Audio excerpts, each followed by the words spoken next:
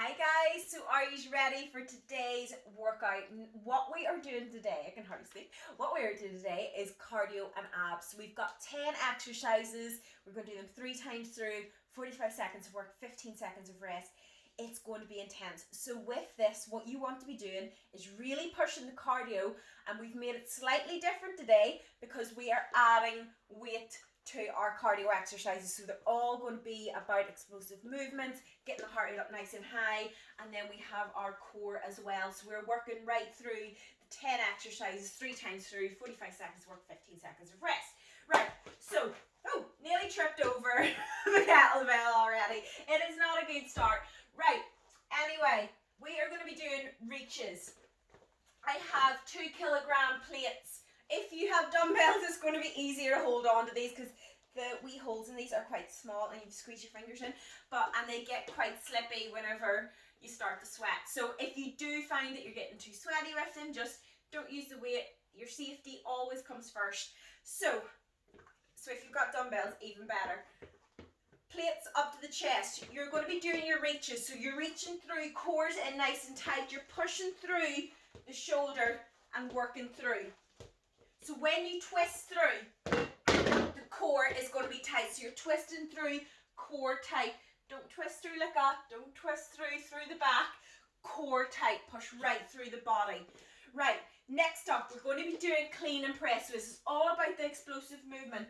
I am going to be using a kettlebell today for a little bit of a change. This is a 7.5 kilogram kettlebell. So you can join me in the kettlebell, or you can use your dumbbells, or whatever weight you have around the house really is going to work. So with the kettlebell, squat position.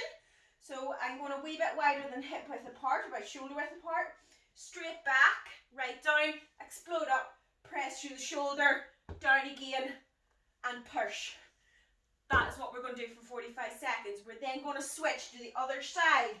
Up, push through, down, up, push through. So if you're using a kettlebell, it's going to be slightly different to the dumbbell. I'm going to an overhand grip when I'm down, and when I explode up, I'm flipping that over. So it's going over the other way, press through so it ends up at the back of my arm. If you use a really heavy kettlebell, it can start to hurt your wrist a wee bit. So if you do find that it's hurting your wrist, just go for a dumbbell, as it is easier form really. But it's quite fun. I like that. So after that, we've got high knees. So we're going to be really driving those knees up. Remember, with high knees, we want to be feeling it in the core. So nice and light on the feet. Don't be landing with your knees locked out or really, really heavy. Nice and light. Use the core to help lift the legs and just power through, getting that heart rate up as high as you can. Now, if you can't do the bouncing, you're just going to step up. But when you step up, you want to squeeze the core. So if you find that you're doing your high knees, you're only getting so far, switch to this. Just bring it down a notch. But whatever you do, do not stop moving, because when you stop moving, it's hard. So hard to get started again. Right, next up, everybody's favourite. Can you guess what is coming next? It's everybody's favourite exercise. It's a burpee. Yes, we can't do cardio without doing a burpee. So I'm going to be adding in, I think I'll add my push-up in today because we're doing a little bit of strength. So down, plank position, core tight, push up, jump in, jump up, lighten the feet so you're not landing heavy on the feet. Now, if you cannot do a full burpee, what I recommend is resting, go down to a chair, up, jump, jump. I couldn't do a push-up on that because it's too soft. If you've got an exercise or an aerobics stepper, do it from there. Just getting those extra few inches off the floor does change the exercise a little bit. It makes it a little bit easier. But if that is in your fitness range, do that. What you can do as well is try a couple from the floor and then go onto your box, or then go onto the sofa, whatever you feel comfortable doing. Now, you don't have to go down into a full push-up. You can go down onto the knees, push up, make sure the hands are underneath the chest, wider stance, jump in. have a wider stance with your feet, it's easier for you to get up and down off the ground than if you have a narrow one. It's slightly harder. So those are your alternatives. You're still going to be doing a burpee. None of this copping out because I can't see you, but I do find out. So make sure you're doing a burpee. I want you doing burpees, okay? Now, next up, without me harping on about how important your burpees are, we're going on to the core section. So, let me see what we're doing. We're starting off with star abs. I'll get a wee bit more into the frame so you can actually see what I'm doing. So, star abs. You literally lie starfished on the floor. You're then going to go up, touch the toe, lead with the sternum. When you go up, you're going to breathe out. Squeeze the core in every single time. Now, if you find that you cannot get the whole way up, what I want you doing is lifting the shoulder off the floor. So as soon as you lift the shoulder blades off the floor, any sort of crunch, that activates the core more than if you're just going like that. You want to lead with the sternum, lift the shoulders off, squeeze that core. Now, next up is a bum lift or a reverse crunch. I'm going to explain the two because sometimes people can't do one or the other really. So, a bum lift. What you can do is you can hold on to something if you have even a sofa or something sturdy, a radiator or something, just don't pull it off the wall. Or you can place your hands on the floor. Now, the more upright your legs are above your hips and not above your head, the harder that is going to be. The more you put them over your head, the easier this is going to be. So you're going up, using the core to lift.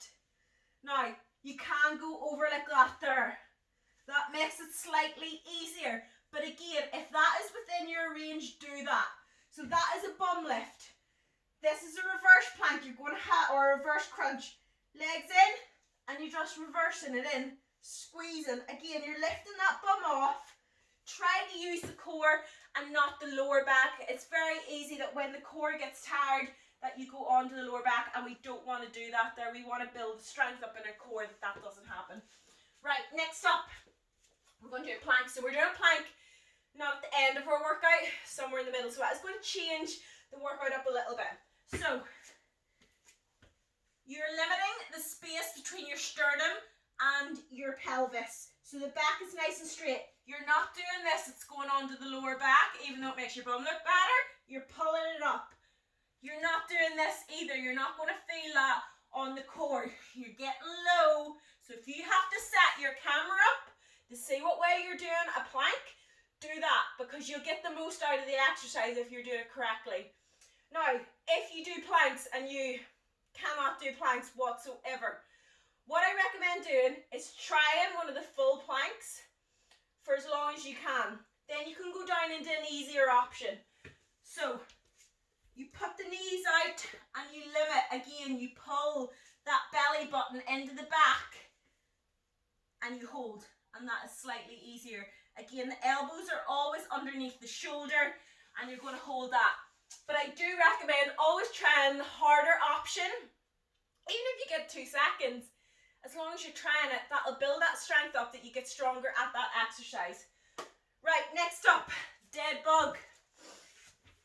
So, again, lift those shoulder blades off the floor to activate the core that little bit more. You can put your hands in the air. This is how dead bug got its name. And you push out with the heels. So you're keeping a nice right angle to the foot, pushing out with the heels.